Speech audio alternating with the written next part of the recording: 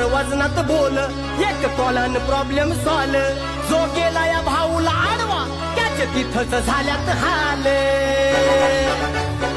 कायम दमदार वजनात बोल, एक तोलान प्रॉब्लेम सॉल्व.